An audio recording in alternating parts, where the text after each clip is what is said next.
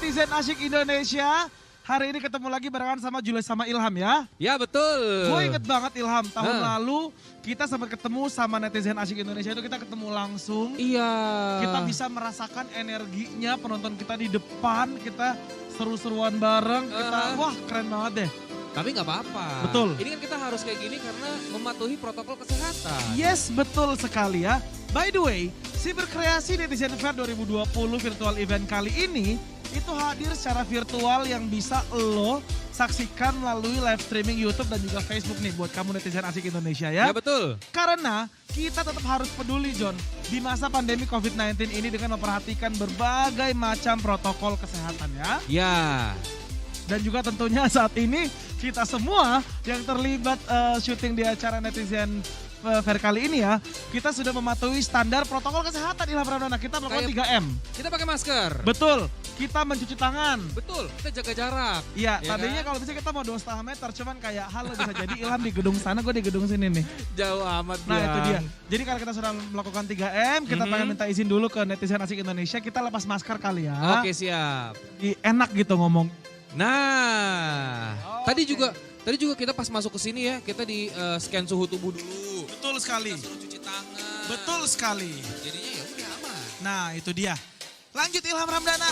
Buat netizen asik Indonesia yang udah ikutan nonton sekarang tapi belum registrasi, langsung aja registrasi di www.snf2020.id. Nah nih gue bakal jelasin bagaimana caranya ya. Yang pertama adalah klik tombol registrasi now. Habis itu isi identitas lo dan juga pastiin lo isi dengan nama lengkap lo. Betul.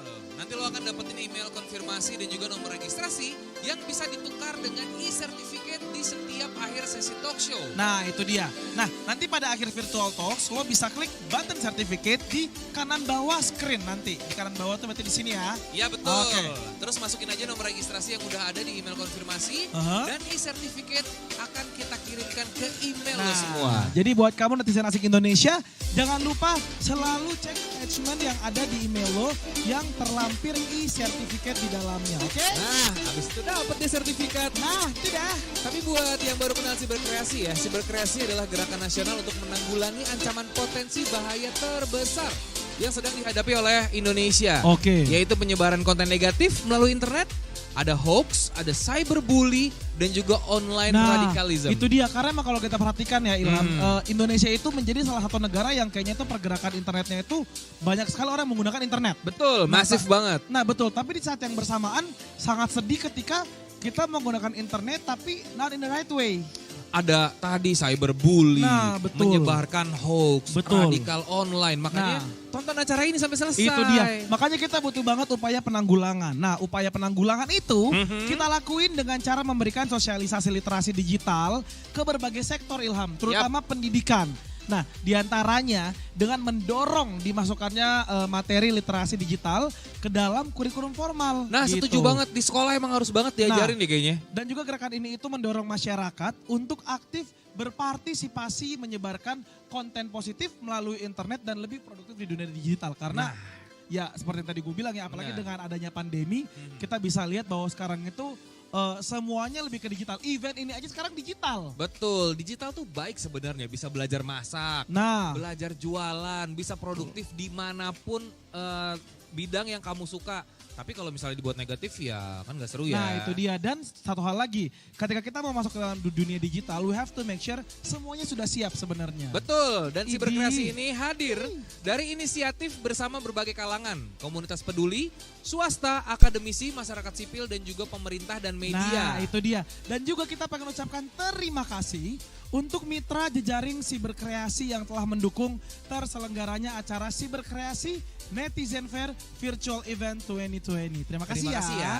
By the way, di Siberkreasi kali ini buat kamu netizen asik di rumah dapat menyaksikan virtual talks tentang digital parenting, digital economy, digital lifestyle and content, digital society, dan juga digital governance. Bakal ada juga sesi bincang-bincang dengan komunitas di Berkreasi Talks. Oke. Dan juga selalu ada music performance yang asik. Nah, ya kan? Pasti itu ditunggu-tunggu dia. ini. Ada Kunto Aji. Iya. Pamungkas. Yura Yunita. Petra Sihombing. Ini kesukaan gue nih 420. Hei, yang ini aku juga suka, ada Project Pop. Oh jelas dong kalau nah, ini. Nah itu dia. Dan yang lebih serunya lagi ya, teman-teman, lo bisa saksiin si berkreasi Netizen Fair 2020 Virtual Event ini sekaligus merasakan experience yang seru dengan menonton melalui tampilan 360. Waduh. Gampang lagi caranya. Sorry kalau kamu nonton 360 itu sudah badan aku semuanya. Kayak kanan Julio, kiri Julio, maaf. Gak apa-apa. Caranya langsung aja masuk ke homepage www.snf2020.id. Yes. Terus klik icon gallery privacy. Alright. So, enjoy the experience. Nah itu dia. Dan sekarang Ilham, kita bakal ada virtual talks digital parenting untuk guru, orang tua, dan anak.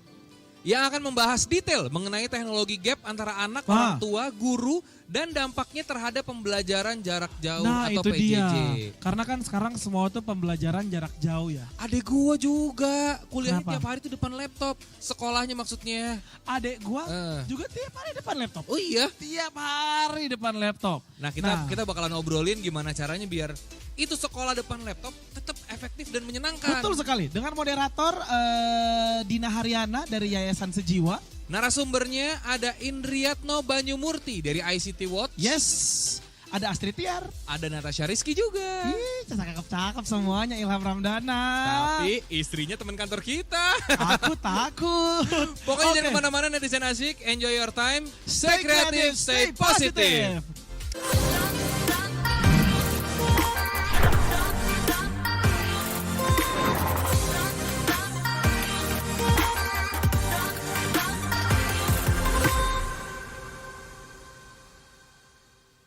Nah, Bapak Ibu sekalian, teman-teman, sahabat siberkreasi dimanapun berada, saya punya tamu-tamu istimewa, keren-keren. Izinkan saya memperkenalkan mereka. Yang pertama adalah, saya menyebutnya Mas Ibe, alias Indriatno Banyumurti dari ICT Watch. Kami sama-sama di siberkreasi. Dan Mas Ibe ini sudah malang melintang di dunia literasi digital, juga penggiat serta pemerhati digital parenting. Inilah dia Mas Indriatno Banyumurti yang nanti saya boleh panggil Mas Ibe aja ya Mas ya? Boleh, Om juga boleh. Bu. Om Ibe. Tadi udah mau nyebut Om, sekarang jadi Mas. Keren-keren. Nah Bapak Ibu sekalian, teman-teman sekalian, saya punya dua tamu yang cantik-cantik. Yang pertama adalah Astrid Tiar, Mbak Astrid, pemeran wanita dengan dua putri Annabel dan Isabel yang berusia 7 dan 4 tahun. Selamat datang bersama kita di sini. Mbak, selamat datang. Terima kasih ya. Terima kasih juga loh sudah mengundang aku ke sini. Oh, senang sekali bisa hadir ya. Terima kasih banyak. Dan ada Mbak Aca alias Natasha Rizky, seorang artis dengan 3 putri yang putri-putrinya semuanya pakai nama M ya. Ada putranya ya Mbak ya? Putranya satu, oke. Megumi, Miska, dan Miguel. So, selamat datang. Mari kita melihat langsung kepada persoalan kita di ranah digital saat ini terkait dengan anak-anak kita. Izinkan saya bertanya dulu pada Mas Ibe. Mas Ibe, sekarang kan kita berada di masa PJJ nih ya. Nah, aku pengen tahu nih, Mas melihat gap seperti apa sih yang terjadi di antara anak, orang tua dan guru? Ya, permasalahannya pada masa PJJ ini seperti apa?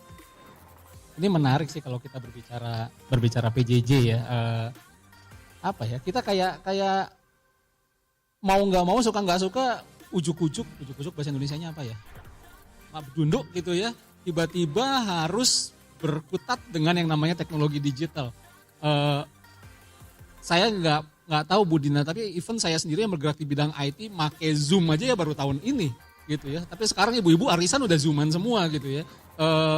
Guru-guru pun sama, dari dulu ketika kita berbicara harus e-learning segala macam, alah udah buat apa segala macam, itu kan istilahnya udah nanti aja gitu. Sekarang kita bisa tatap muka segala macam. Begitu tiba-tiba pandemi muncul, guru-guru pun tergagap langsung bagaimana ini harus menyikapinya, bagaimana sebenarnya mengubah dari pola belajar yang konvensional harus digiring ke pola belajar virtual, pembelajaran jarak jauh seperti ini. Ini kan menarik gitu ya. Blessing in disguise-nya sebenarnya ya kita jadi akhirnya benar-benar memanfaatkan teknologi digital ini for something yang positif sih, buat sesuatu yang positif, buat sesuatu yang memang bisa kita manfaatkan untuk pendidikan itu sih. Dan kalau ngomongin gapnya ya itu tadi akhirnya ya suka nggak suka ya memang kita harus belajar, pasti nggak ada yang istilahnya memang tiba-tiba, nggak ada yang instan, tapi emang ini dipaksa untuk cepat belajar gitu. Jadi guru mungkin nanti Mbak Astrid sama Mbak Aca juga bisa sharing gitu gimana pastinya sebagai ibu harus menjadi katalisator anak-anak untuk pembelajaran jarak jauh ini. Tapi yang menarik sebenarnya di luar ini semua kalau kita ngelihat tadi ngomongin digital parenting virtual talks ya, kenapa ya narsum cowoknya cuman saya sama Kimba Family, mungkin nanti ada bapak di situ. Jadi kesannya gitu ya, ketika kita bicara parenting, tanggung jawab terbesar itu seolah-olah ada di ibu gitu ya. Padahal ya nggak tahu juga sih sebenarnya, nanti mungkin Mbak Dina atau nggak tahu peran dari suami-suami Mbak Aca maupun Mbak Astrid gimana. Tapi ini juga menjadi tantangan ketika berbicara gap gitu. Gap ntar ngomongin gimana sih ibu bisa mengadopsi, bapaknya kemana? Ya, itu juga menjadi harus kita diskusikan juga nih Mbak Dina. Iya, wah keren itu ya, sebuah refleksi yang sangat baik. Tapi untungnya adalah jadi Mas Ibe paling ganteng di sini. Iya sih, ya. Walaupun akhirnya jadi ya saya menyamar biasanya kalau saya biasanya jadinya kalau udah di lingkungan seperti ini namanya saya jadi Indri. Iya. Baiklah. Jadi Mbak Astrid ya, ini punya putri yang 7 tahun dan 4 tahun. Saya ingin tahu nih, apakah mereka sudah pegang gadget saat ini? Gini, jadi kebetulan aku tipikal orang tua yang bukan anti juga sih, cuman jarang untuk memberikan mereka gadget gitu. Jadinya kalau misalnya untuk sehari-hari seperti mencari tugas sebelumnya, karena yang sekolah sebelum pertama kali adalah Anabel. Itu mau kayak handphone aku sendiri gitu. Jadi mereka nggak punya iPad, nggak punya laptop sendiri awalnya sebelum PJJ ini datang gitu kan. Nah di situ pada saat punya laptop sendiri akhirnya mau nggak mau aku harus membelikan mereka laptop satu persatu. Itu akhirnya membuat gap yang sangat besar antara aku. Karena aku juga tidak terbiasa menggunakan laptop karena semuanya sudah menggunakan smartphone dan gampang dibawa kemana-mana. Jadi untuk laptop tuh seperti kayak ya ampun ini terakhir tahun 2005 nih pengerjaan skripsi nih kayak gitu-gitu, kapan lagi nih masukin Word lagi kayak gitu-gitu. Jadi aku belajar lagi mau nggak mau. Jadi selain aku juga ikutan belajar pakai Google biar di rumah gitu, kalau nggak YouTube Google sendiri cari tahu sendiri gitu kan, ini gimana caranya mengupload, ini gimana caranya ini, karena nggak mungkin dong depan anak sama-sama belajar ya, gengsi ya pride seorang ibu. Betul, di situ nanti besok aku kesannya mengajari anak, padahal aku juga baru belajar dan aku di sini kita berdua sama-sama belajar. Memang awalnya sulit banget, aku kasihan sama anak-anak karena kadang aku juga emosi gitu ya, nada suara jadi tinggi gitu kan, yang tadinya do sama re sekarang sampai si gitu, kadang la gitu. Jadi aku pernah kita istirahat, jadi udah deh nggak usah PJJ daripada kita jadi berantem terus. Yang harusnya kan kita nih PSBB tuh ada bonding, tapi karena PJJ ini akhirnya kita bukan bonding. Anabel jadi kesel sama mamanya seperti mamanya nggak sabaran, mamanya juga kesel, ini kenapa begini gitu. Mama ini kameraku tiba-tiba nggak ada, kemana dia perginya ya. Bapaknya kerja, jadi aku mesti cari tahu sendiri, kesemuanya tuh sendiri. Dan belum lagi aku ibu yang bekerja, kadang waktu menyuruh aku untuk harus segera pergi karena ada live gitu. Di situ benar-benar pembelajaran awal-awal tuh ya, bulan Februari, Maret, April sampai Juni tuh wow luar biasa. Tapi sekarang kita sudah menghadapi sama-sama, sudah berusaha bersama-sama. Anabel pun sekarang sudah mandiri. Cuman karena mungkin selama ini tuh kan Anabel dikatakan anak yang gaptek gitu ya, karena aku gak terlalu suka memberikan dia tontonan gitu. Jadi kalau ada obrolan sama teman-temannya tentang game terbaru, dia hahaha, mama itu tadi apa ya, LOL. Oh itu ketawa, lol, gituin. Ternyata mainan ya, cuman sampai akhirnya aku baru memperkenalkan dia itu ya baru-baru ketika dia kelas 1 SD. Karena mau nggak mau di sini Mbak, karena pergaulan pembicaraannya seputar itu. Udah bukan video Barbie yang aku download lagi, udah nggak berlaku untuk anak zaman now gitu. Jadi kalau aku kasih tahu Anabel permainan, Anabel sehari-hari bermain seperti saya waktu kecil.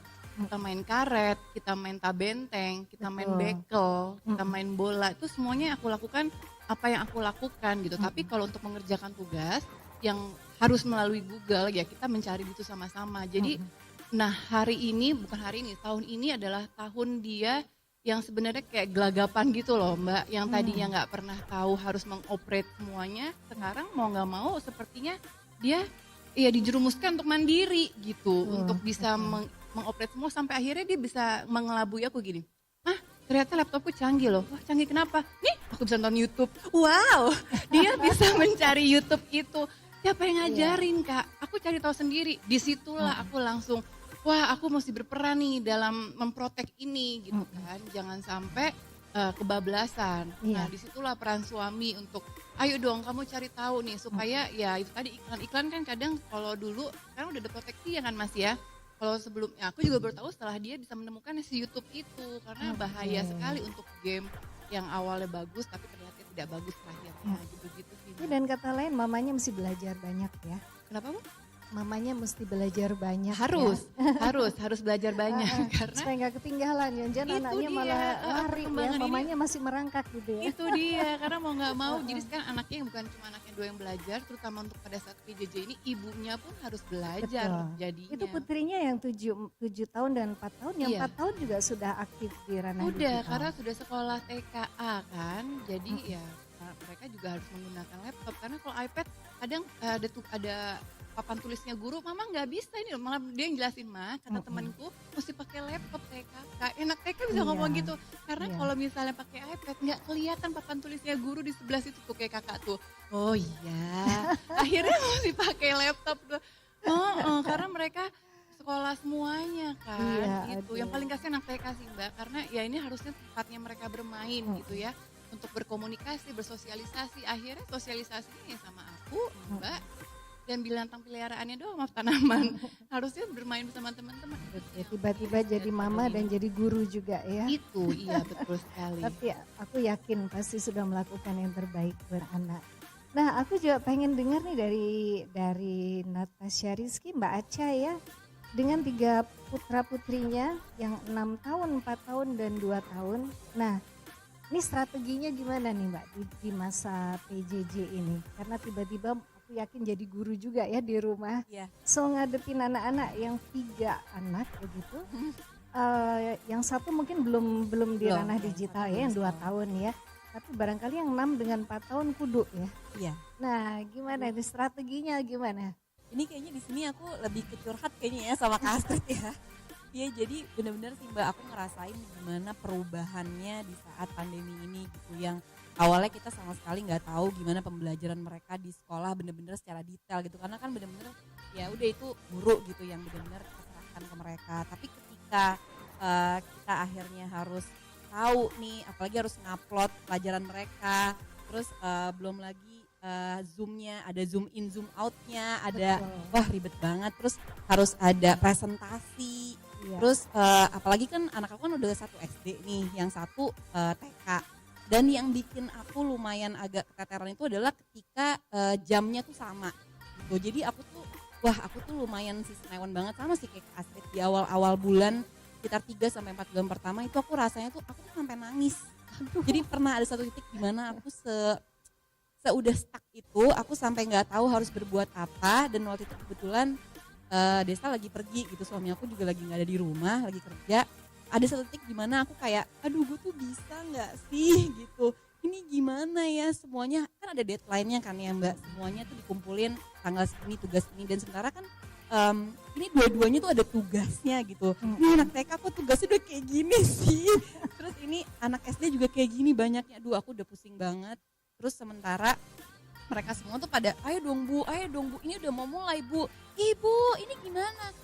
Wah itu ya, itu aku benar-benar kayak rasanya tuh meledak banget. Dalam akhirnya aku nangis sendiri.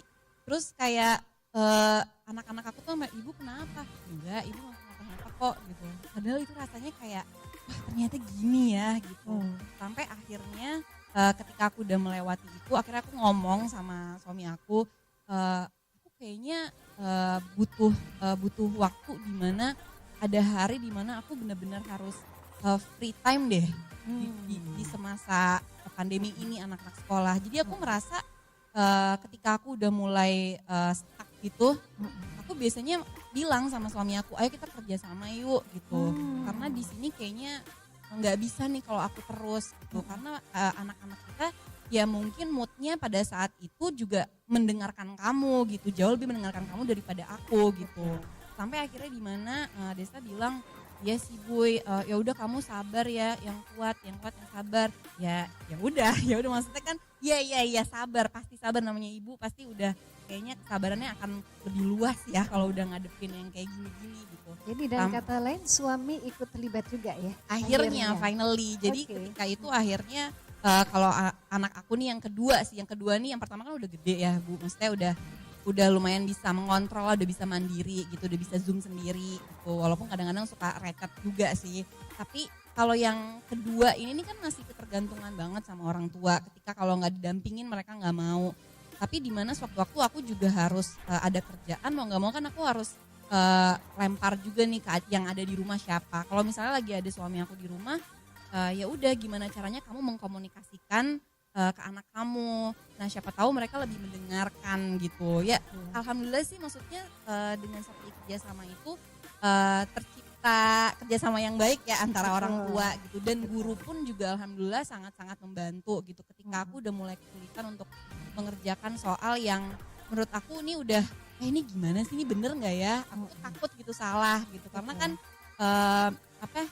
udah mulai beda-beda gitu pelajarannya. Terus aku sih jujur aja sama gurunya, Miss ini bener nggak sih di sini, ini bener nggak sih uploadnya di sini, ini bener nggak sih gitu. Jadi bener-bener emang harus kerjasama antar guru dan anak dan orang tua tuh bener-bener harus seimbang gitu sih Mbak. Terus terutama untuk strategi aku ke anak aku sendiri gitu, biasanya aku kasih reward buat mereka. Jadi kalau mereka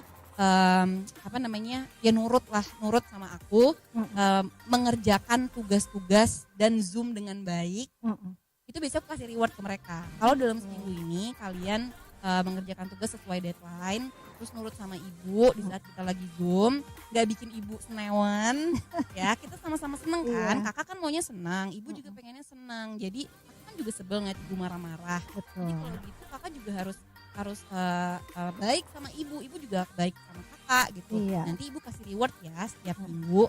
Oh gitu Bu, oke mainan ya udah, oke ibu janji.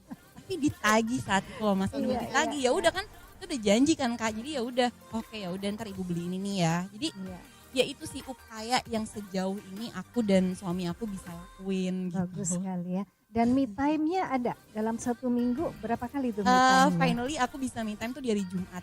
Jadi 4 kali dalam satu minggu. Apanya? Sorry. Sekolahnya? Bukan me time. Oh aku. Ya, sendiri. aku biasanya hari Jumat sama hari Sabtu. Jadi kalau hari Sabtu sama suami aku, hari Jumat tuh biasanya aku sama teman-teman aku.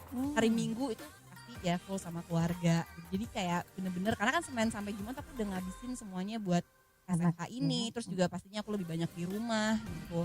Terus ya biasanya itu sih aku bilang sama suami aku, boleh ya aku pergi sama teman-teman gitu. Oh ya boleh lah, itu biasanya tiap hari Jumat. Dan itu kan aku ada usaha juga, jadi emang itu dimana aku tuh untuk free time aku sendiri. Betul. Dan itu alhamdulillah pengaruh banget sih gitu. Jadi kayak untuk men-charge diri aku juga.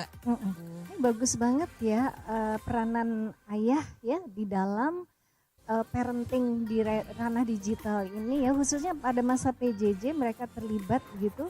Ini Mas Ibe gimana nih? Tolong ditambahkan Mas peranan para ayah nih. Aku apresiasi betul ya untuk para ayah yang betul-betul membuat waktu untuk berbagi dengan keluarga dan mendukung istri dengan memberikan waktu untuk para istri untuk punya me time ya, melakukan hobi mereka, ketemu teman-teman dan lain-lain. Gimana nih Mas Ibe? Mendukungkah? Iya jelas, itu tadi yang saya bilang gitu ya, ketika kita berbicara parenting itu banyak yang langsung ngomong peran ibu gitu ya. Padahal ayah sendiri punya peran yang tidak bisa dikesampingkan. Betul. Gitu ya. Mereka punya posisi, tadi juga Mbak Astrid, Mbak Aca juga udah sampaikan bagaimana sebenarnya perannya itu gitu ya. Mungkin tidak sebesar porsi peran ibu yang karena memang harus day to day, hampir istilahnya 24 jam kasarannya memang harus ada bersama anak. Tetapi kan tadi bagaimana suaminya Mbak Aca misalnya memberikan ini boleh me time, itu kan sebenarnya juga sebuah peran dari ayah gitu ya, tenggang rasa dari seorang ayah juga di situ berperan. Berarti walaupun akhirnya saya tersadar ini waktunya sama teman-teman yang baca kita curi berarti ya, hari Jumat ini soalnya. Jadi kita curi di sini. Oke, dan ya itu tadi, jadi ketika kita berbicara kapasitas, peningkatan kapasitas parenting, ya itu tadi kita sebenarnya harus berbicara di dua hal itu, di dua pihak, baik ayah maupun ibu, walaupun tentunya ibu harus punya posisi lebih ini karena lebih lama bersama anak. Itu sih Mbak Dina. Iya, jadi ini anak kita nih, bukan anak ibu aja kan ya. Jadi mau nggak mau ayah perlu berbagi ya Mbak ya, dan rasanya itu akan membuat kita para ibu juga merasa terdukung, kemudian ngerasa bahwa aku dicintai juga. Kehadiran ayah ternyata luar biasa penting.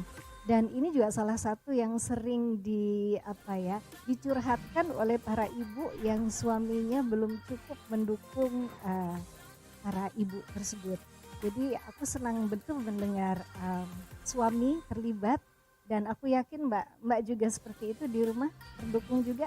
Mendukung, tapi lama-lama karena dia capek sendiri dibilangin, "Mah, udahlah nggak usah terlalu fokus, nggak mungkin gak naik kelas, udah pasti naik kelas semua ini."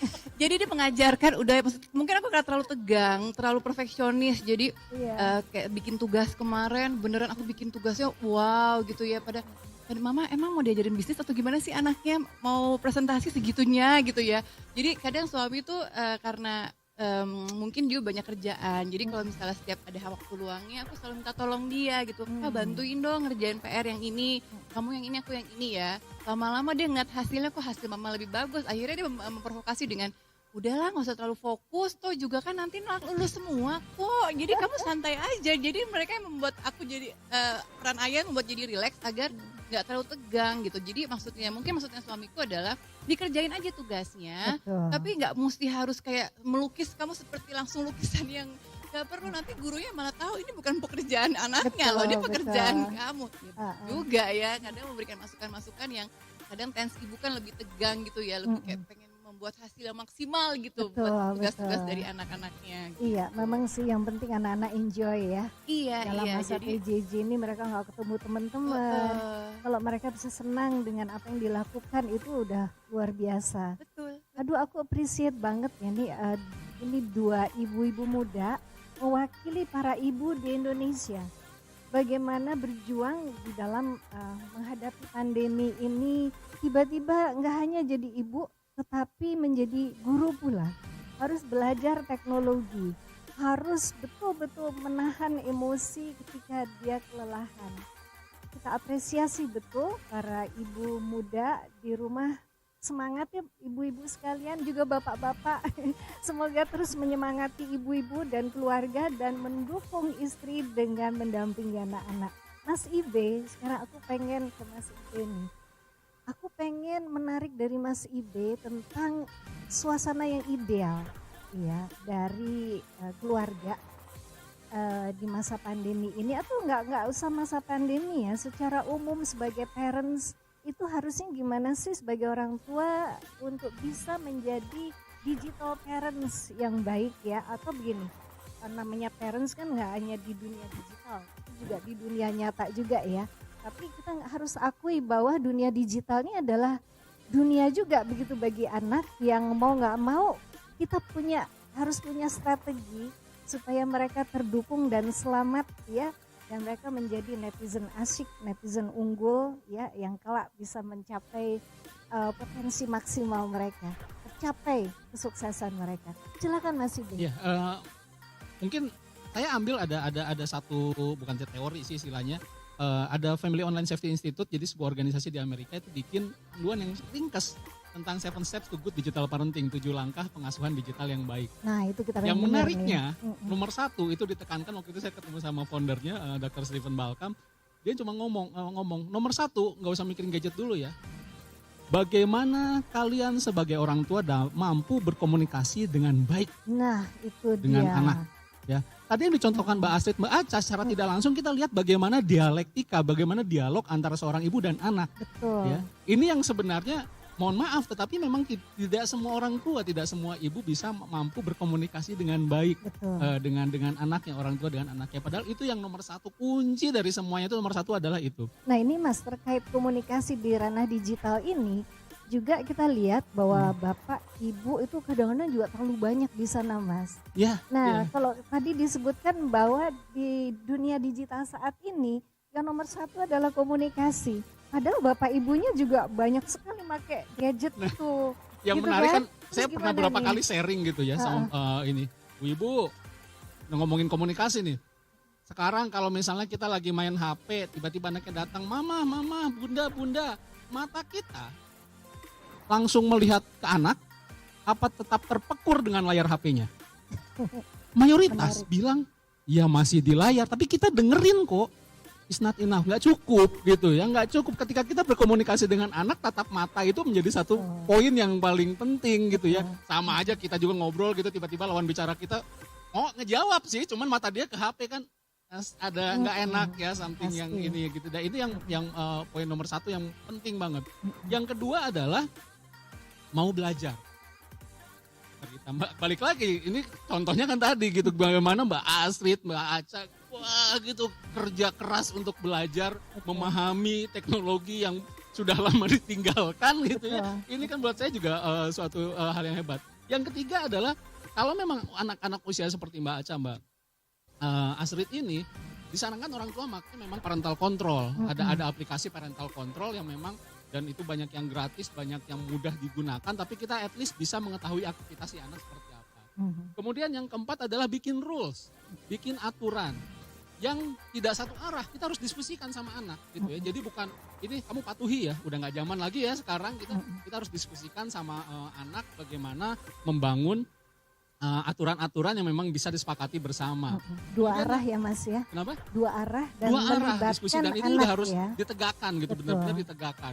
Kemudian yang berikutnya adalah bagaimana membuat si teknologi ini menjadi tempat bermain bersama. Ini juga penting gitu ya, nonton YouTube bareng, nyari film di Netflix bareng misalnya ya, main game bareng, itu juga harus dilakukan sehingga anak merasakan eksistensi orang tua nggak cuma di dunia nyata, tetapi juga di dunia digitalnya anak-anak gitu ya. Jadi mereka ada juga. Kemudian yang keenam adalah kalau anak-anak sudah menggunakan medsos, kita coba pantau juga karena yang penting adalah jejak digital. Ini ditakutkan juga anak-anak belum paham tentang jejak digital. Mereka posting seenaknya, obrolan-obrolan di dunia nyata mereka tumpahkan di media sosial gitu yang bisa dibaca oleh publik, dan ini bahaya. Dan yang terakhir, yang ketujuh, nah ini yang menarik, menjadi teladan digital yang baik. Menjadi teladan digital yang baik. Ini yang apa ya, yang juga sering kali ya susah-susah gampang sih ya gitu ya. Jangan bawa apa, kalau kita di meja makan nggak ada yang boleh megang HP ya. Besoknya, lah itu papa lagi megang HP, ini tanggung lagi balas email kerjaan. Lah itu bunda megang HP, ini arisan besok belum tahu di mana zoomnya, ya, gitu kan. Jadi ada alasan untuk orang tua, tetapi alasan apa anak tidak boleh beralasan. Nah ini bagaimana kita menjadi contoh digital, digital role model ya, teladan digital yang baik buat anak, itu juga penting karena anak-anak apalagi di usia anak-anaknya Mbak Aca, Mbak Astrid kan nyontoh banget. Apapun yang kita lakukan itu kan pasti dicontoh banget. Begitu kita melakukan salah, terus anak kita melakukan yang sama, kan bunda juga kemarin gitu, mati lah udah gitu, susah gitu lah. Itu jadi kira-kira seperti itu. Jadi bagaimana sebenarnya orang tua paham, yaitu ketika memang ada transformasi sedikit ketika kita berbicara di parenting di yang biasa gitu ya, parenting di dunia nyata. Kalau tadi bilang Mbak Dina bilang dengan teknologi digital ini ada hal-hal yang memang bagaimanapun harus beradaptasi. Dan memang ini yang menarik juga, kalau Mbak Astrid baca ini kan istilahnya ibu-ibu milenial ya, ibu-ibu muda yang memang mungkin ketika disuruh belajar beradaptasi bisa dengan cepat. Yang memang kita harus worry, ya bukan worry sih sebenarnya, juga yang memang harus punya effort lebih keras kan ibu-ibu yang ada di usia saya, mungkin ibu-ibu kolonial gitu. Dan saya juga bapak di generasi kolonial. Itu kan yang ketika dengan teknologi ini tidak hanya mudah beradaptasi, tapi harus kerja lebih keras gitu ya untuk bisa memahami itu. Ini Mas, kalau tadi terkait dengan role model ya, suri toladan yang mungkin buat aku ngelihatnya mungkin itu yang paling menantang buat orang tua, paling sulit ya. Karena aku melihat para orang tua ini masih katakanlah di meja makan ya, udah siap nih mau makan, anak-anak juga sudah ada gitu ya. Tapi masih main gadget juga nih orang tua, nggak tahu tuh ngapain gitu ya. Itu kan menurut aku harusnya itu waktu untuk menikmati keluarga tersebut. Tapi mereka justru yang merusak itu begitu. Ya ini juga saya aja enak aja saya ngomong 7 ini. Kalau saya tanya, gimana Mas Ibu sendiri melakukan hal itu? Gitu ya. Karena sekarang brutal ya namanya ngomongin online gini ya, rapat tuh nggak ada waktu gitu, kapan aja rapat, termasuk jam-jam makan malam gitu kan. Betul. Yang seharusnya saya jam makan malam itu berkumpul tiba-tiba 18.30, jam 19 meeting, mana ada zaman dulu meeting jam 7 malam, nggak ada urusan kerjaan itu. Betul. Tapi sekarang ujuk-ujuk gitu ya semuanya harus kita standby di internet untuk bisa dipanggil sewaktu-waktu meeting. Nah ini juga yang ya saya sendiri harus belajar banyak untuk bisa beradaptasi dengan ini. Bagaimana saya harus bisa memberikan contoh buat anak, bagaimana saya harus meluangkan waktu buat anak dan lain sebagainya. Ini yang ya tantangan sendiri sih usia buat saya sebagai seorang ayah ya. Iya, wow. Ternyata ya sebagai penggiat pun kita sendiri menghadapi tantangan ya Mas ya. Jelas. Juga salah satu hal yang sering kali terjadi adalah sebenarnya ruang tidur kan untuk kita tidur ya. Dan kalau itu menjadi sebuah disiplin untuk seluruh keluarga, itu menurut aku juga sangat positif. Betul nggak Mas Ibe? Yeah. Karena ternyata di ruang tidur itu seringkali orang tua meninggalkan anak-anak, dia bersama gadgetnya terus nggak tidur gitu. Tiba-tiba besok susah bangun kan? Dan tentu saja kita harus melindungi anak dari predator anak yang seringkali mereka tahu, oh ini masa tidurnya anak nih, dia bersama gadgetnya nih. Wow, mulai mereka beraksi dan itu juga sesuatu yang mungkin sebagai orang tua perlu cukup waspada. Dan saya selalu mengatakan kepada para orang tua, mendingan ruang tidur sama ruang makan nih benar-benar jadi ruangan yang benar-benar bebas gadget gitu. Gimana Mas Ibu, sepakat nggak? Iya, aduh mau ngomong sepakat gimana ya, sekarang kamar kerja saya di ruang tidur sih itu juga gitu. Jadi ya dalam kondisi itu sepakat, kalau ngomongin sepakat.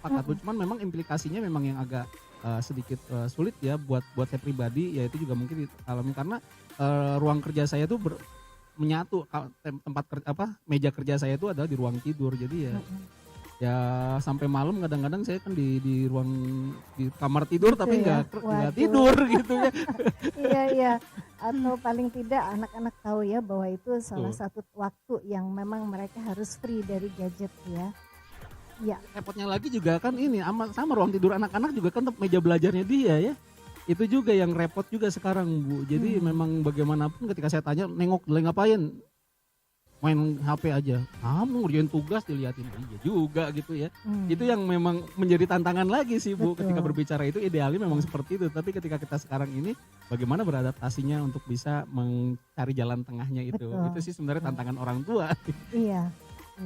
Baik, kita masih ada waktu, saya pikir berapa menit lagi ya kita punya waktu. Saya pengen mengambil dari Mbak Aca, ya, Mbak Natasha Rizky. Kira-kira kita masih punya waktu 15 menit ya. Oke, apa sih tantangan yang paling gede ya saat ini? Dan strateginya gimana mengatasi tantangan itu? Ya, jadi tantangan saat ini yang paling besar menurut aku adalah ketika kita sebagai orang tua tuh bisa mengontrol emosi kita sendiri sih. Karena pada dasarnya si anak sendiri belum bisa total untuk mengontrol emosinya. Berarti kan peran kita kan sangat besar gitu untuk bisa mengendalikan itu. Tapi gimana kita bisa mengontrol emosi si anak kalau kita aja nggak bisa bener mengontrol emosi kita gitu. Makanya mungkin aku sebagai orang tua gitu, balik lagi tadi yang udah aku bilang, kita harus sama-sama kerjasama juga antara suami dan istri gitu, ayah dan ibu tepatnya, karena mungkin bukan cuma aku sama Kak Astrid aja gitu yang yang lagi mengalami ini gitu. Mungkin ibu-ibu di luar sana banyak yang mengalami itu, bahkan yang anaknya lebih banyak daripada kita gitu.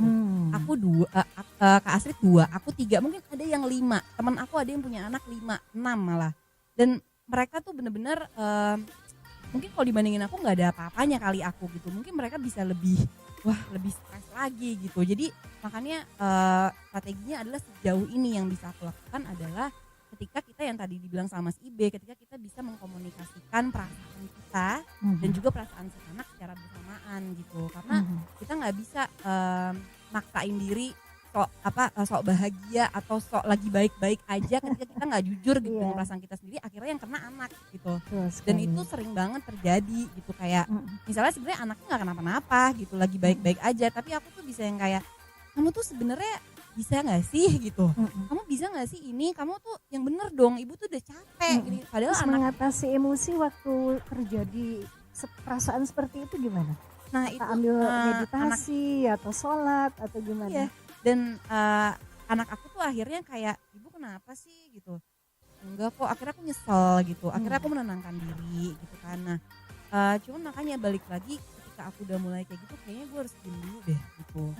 Jadi ya itu tadi, kita kayak butuh waktu untuk diri kita sendiri, nggak usah lama-lama, mungkin kayak 5-10 menit aja udah cukup untuk mendem dikit gitu, sampai akhirnya kayak gue nggak boleh kayak gini deh gitu. Ini kan juga bukan cuman buat anak-anak gitu, tapi ini untuk kita semua gitu. Sampai akhirnya itu tadi aku bilang sama anak-anak bahwa ini bukan cuman buat ibu, bukan obsesi ibu-ibu nih yang pengen terbaik buat anaknya, kayak tadi Kak Astrid pengen banget buku yang bagus buat anaknya.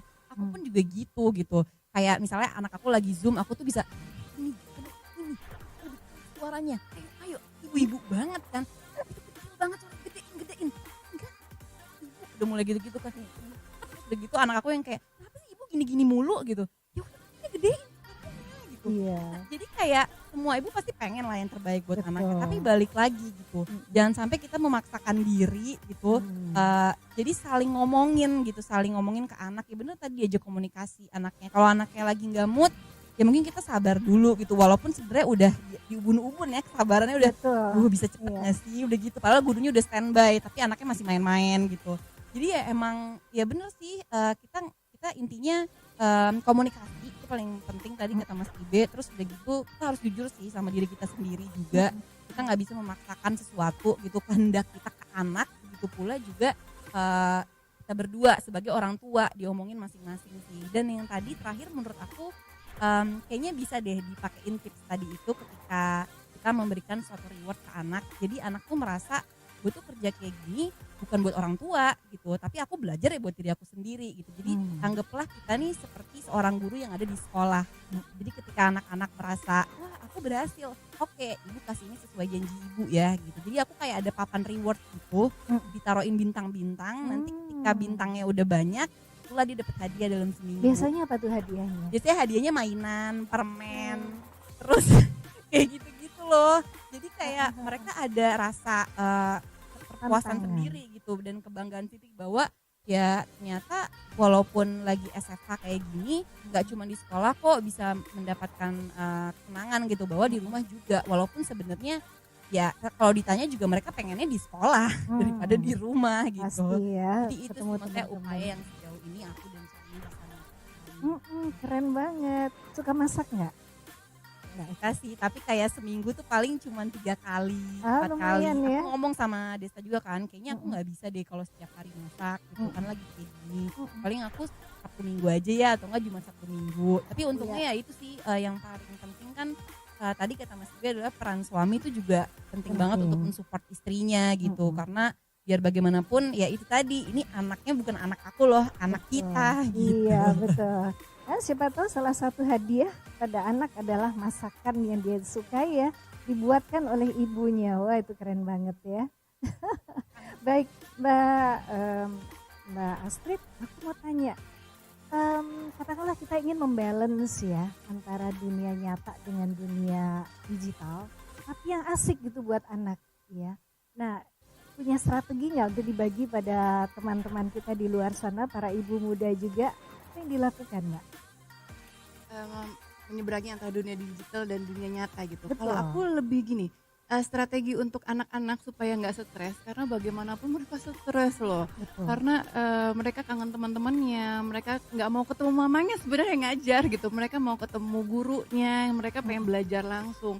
Jadinya aku sekarang setiap hari aku tuh selalu berpikir apa yang mereka lakukan selain di depan komputernya, agar mereka punya dunia lain lagi selain dunia mayanya mereka yang mengerjakan semuanya di situ, tinggal klik aja. kertas udah nggak dipakai lagi sekarang gitu ya. Jadi aku setiap hari tuh aku membuat sebuah cerita dengan mereka yang kita kerjakan dari Senin sampai Minggu gitu. Kadang seperti Minggu mereka pentas di depan kakek neneknya. Oh, keren sekali. Itu agak norak sih. Inilah dia Annabel Isabel. Udah mereka drama di situ, mereka nyanyi di situ, mereka ngedance di situ. Jadi mereka ada pentas tiap minggu. Mereka ada gazebo ya di rumah kalau nggak salah itu ya. Iya, tapi pentasnya beneran memakai kostum, memakai umbul-umbul. Mereka bikin sendiri umbul-umbulnya kayak cheerleaders. Nah, selain hari Minggu itu ya kita bikin kegiatan sampai akhirnya aku bikin tenda, Bu. Aku bikin tenda di rumah, ada tenda Annabel, tenda Isabel, tempat mereka bermain di situ. Jadi ya setidaknya mereka ada kegiatan lain selain dia bersama dengan gadgetnya. Nah, kalau untuk bersama dengan si laptop dan dunia mayanya mereka itu, sekarang kan pelajaran udah ujian segala macam udah melalui gaya kartun, gaya games gitu ya. Dan disitulah kita bermain bersama. Kayak matematika cepat, diktenya udah seperti ada permainan games gitu dengan hitungan waktu berapa detik, ada 20 soal.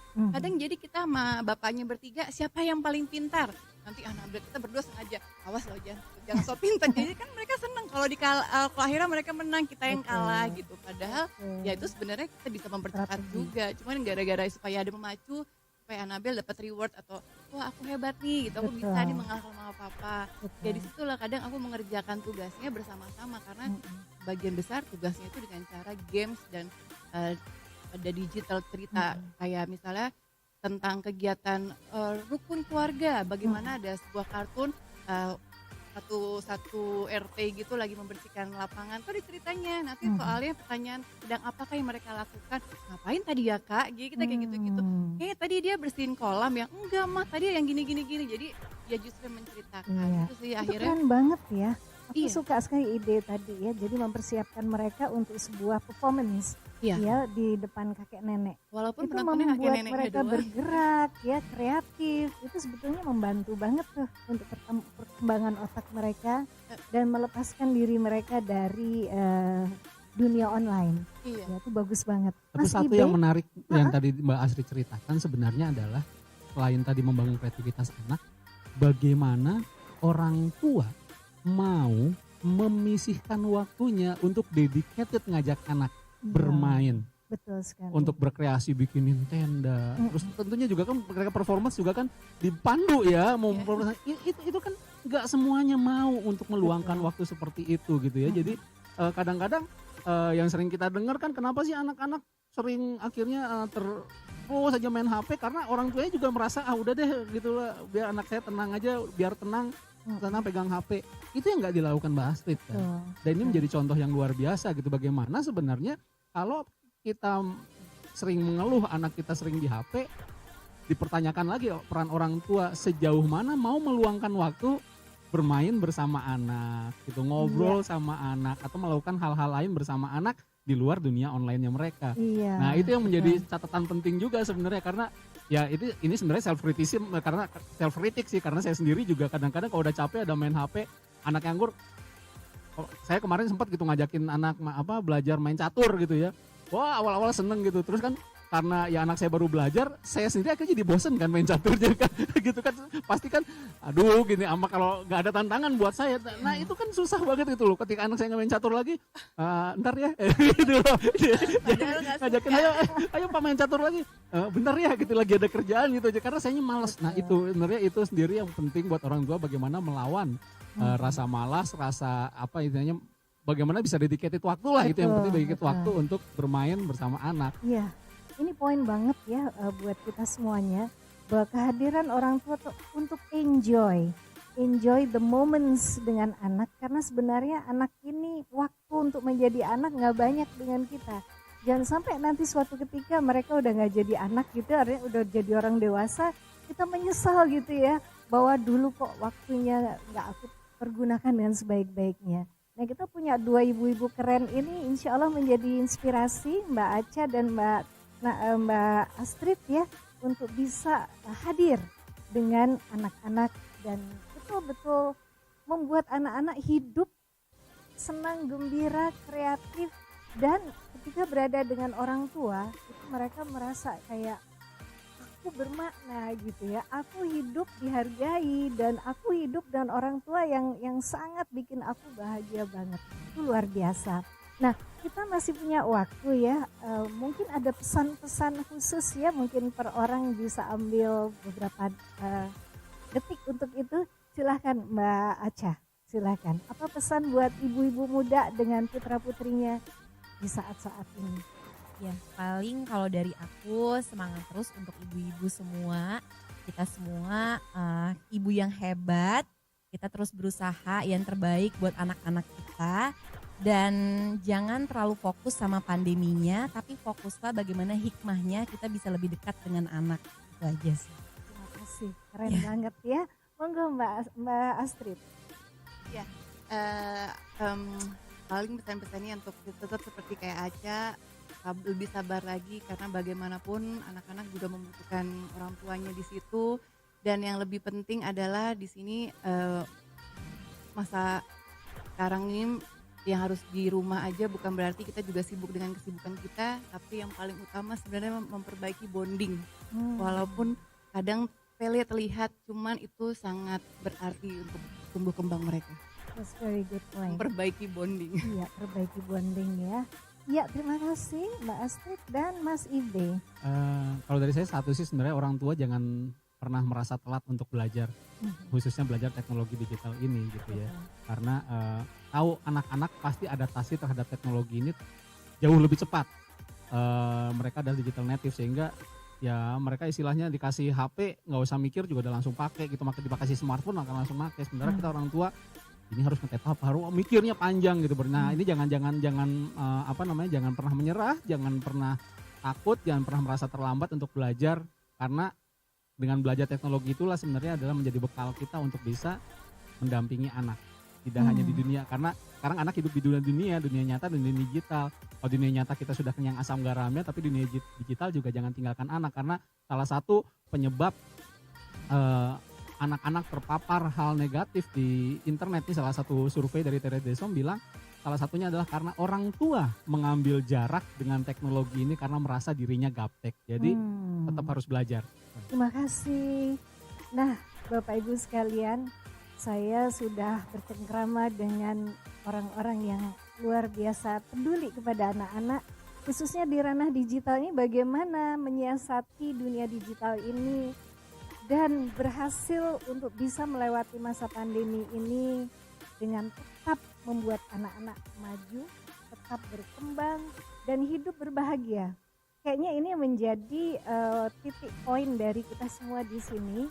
Jadi masa pandemi boleh berjalan, gak usah kita tanyakan kapan ini berakhir, tetapi bagaimana mengisinya agar anak-anak tetap asyik dan bersama kita dengan penuh harapan, dengan penuh energi mereka, tetap beraktivitas dan enjoy hari-hari mereka dengan penuh energi. Nah, Bapak Ibu sekalian, sampai jumpa pada kesempatan, mudah-mudahan kita ketemu lagi pada Netizen Fair di tahun depan ya. Dan ayo kita lewati masa pandemi ini dengan sukacita, bersyukur, insya Allah anak-anak kita akan bahagia dan sukses ke depan. Saya Dina Haryana, selamat meniti hari, insya Allah Allah bersama kita. Assalamualaikum warahmatullahi wabarakatuh.